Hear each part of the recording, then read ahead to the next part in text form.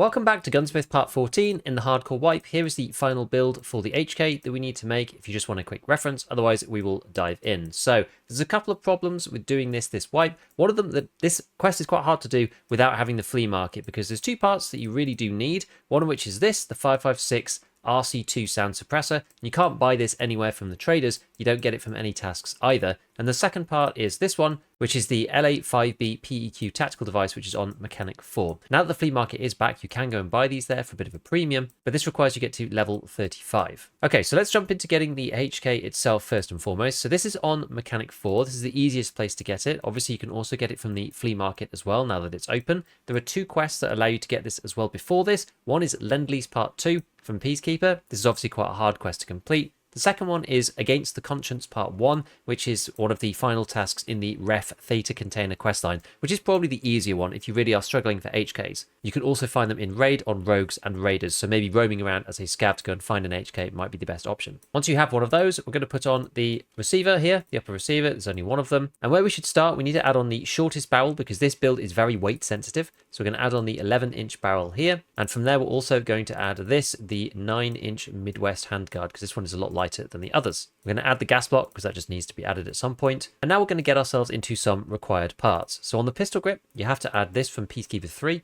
which is the Magpul MOE pistol grip in FDE. These parts have to be in FDE. You cannot use the black version. So I'm going to put that on. For the stock, we have to use this, the UBR Gen 2 stock in FDE as well. This also comes from Peacekeeper 3. The charging handle, we can kind of use whatever we like. I'm going to use this, the MASP, just because it's the cheapest.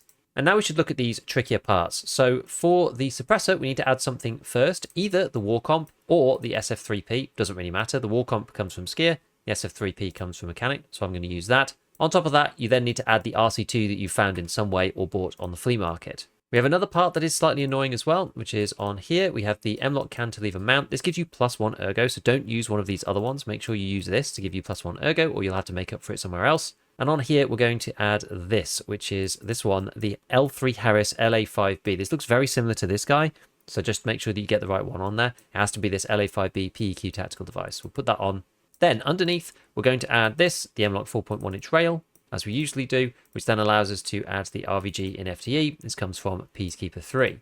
We're getting close to finishing, so now we need to add on this, the EXP-S30 holographic sight. It also needs to be in tan, as usual. Unlike the others, there is one way to get this very slightly earlier, which if you go to Peacekeeper 3, you can grab this Uzi barter here. And this will actually also give you the RVG grip as well. So you can get the EXP-S3 from here, from the top rail. And then we just need to add a magazine. Do not use the HK steel that the gun comes with. Make sure that you use the Stanag magazine, because that will allow you to actually fit within the weight, whereas the HK steel will not.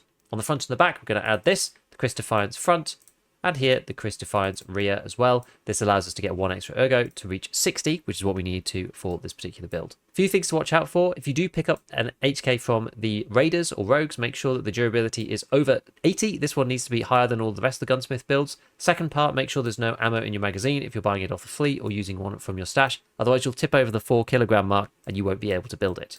So with that, we're going to hand in the HK416 and move on to Gunsmith Part 15.